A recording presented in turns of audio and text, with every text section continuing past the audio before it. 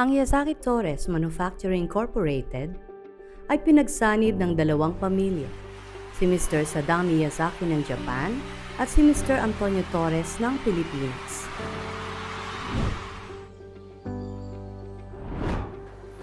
Ang pangunahing produkto na ginagawa sa Yazaki Torres ay wiring harness. Ang wiring harness ay ang pinakaugat ng sasakyan dahil dito dumadaloy ang electricity nito papunta sa iba't ibang parte ng sasakyan upang ito ay tumakbo ng maayos, gaya ng ilaw, aircon, radio, busina, at iba pa. Ang mga empleyado ng Yazaki Torres ay hinubog sa kaalaman, kasanayan, at magandang pag-uugali. Pagdating sa kaalaman, ang mga empleyado ay palaging nagsasagawa ng morning meeting upang maiparating sa mga tao ang mga nangyayari sa loob ng kumpanya, lalo na kung ito ay may kaugnayan sa kanilang trabaho. Ang mga operator sa Yazaki Torres ay multi-skilled pagdating sa trabaho. Kaya naman kahit saang process sila dalhin, ay kayang-kaya nila ang trabaho dahil sila ay licensed based on their process. Ang core values ng mga empleyado ng Yazaki Torres ay ang guiding principles of Yazaki Torres Man na nilikha mismo ng late president ng Yazaki Torres na si Ginoong Feliciano L. Torres. Ito ay binubuo ng 7 pa at 2 da. Ang 7 pa ay pag-unawa, pagtitiwala, pagsunod, pagmamalasakit, pagkakaalam, pagkapayak, at pagpapanatili. At ang 2 da ay disiplina at determinasyon. Ang mga empleyado ng Yazaki Torres ay ini-evaluate monthly base sa naging performance nito. Mahalaga sa mga kagaya niyong probationary pa lamang na ayusin ang inyong performance rating sapagkat ito rin ang basihan upang kayo ay maging regular sa Yazaki Torres. Ang grading system na ibinibigay sa mga tao ay A, B, and C. Ibig sabihin ng A ay very good. Ang B naman ay good. Samantalang ang C rater ay not so good. Mataas ang PR at pasado sa evaluation kapag A or B ang ibinigay na grade ng supervisor. Ang C rater ay hindi pasado ang PR at dahil hindi pumasa, maaaring maapektuhan ang benepisyong matatanggap tulad ng ibinibigay na allowance.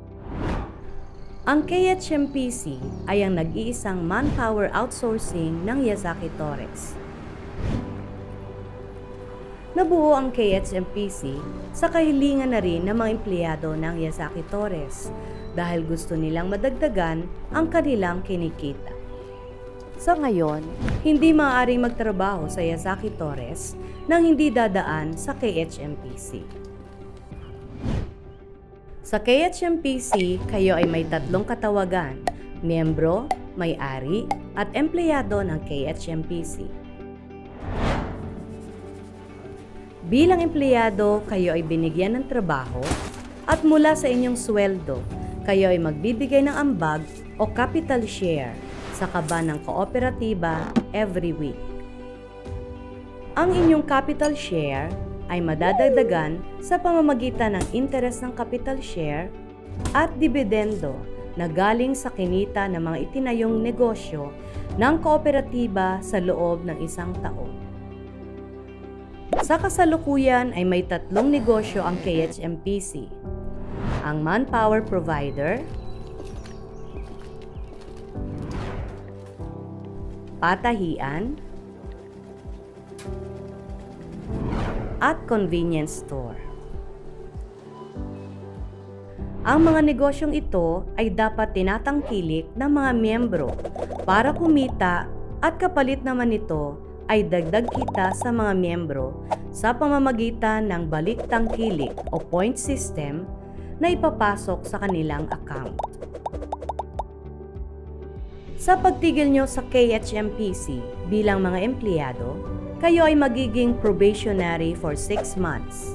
At habang nasa probationary period, kayo ay i-evaluate ng inyong mga supervisor base sa mga sumusunod na criteria: attendance, tardiness, quantity, quality, co-employee attitude, management attitude, job knowledge, at dependability. Kapag nakapasa sa performance evaluation, kayo ay aming irerekomenda para maging regular employee ng Yazaki Torres.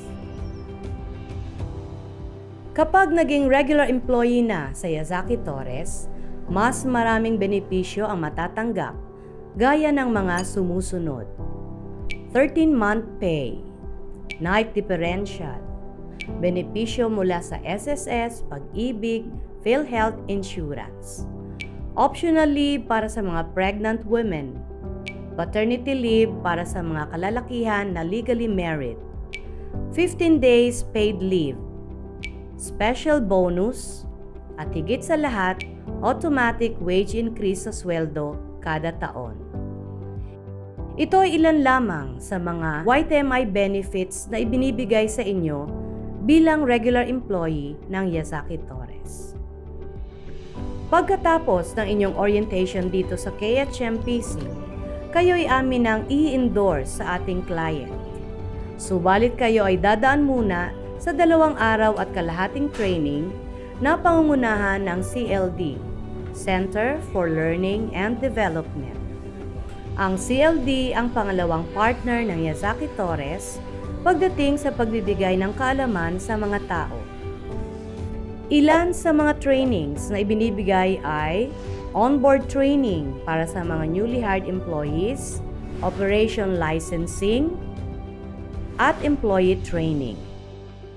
Mga training upang makatulong na lalong ma-develop ang mga tao in terms of physical, emotional, mental, at spiritual aspect.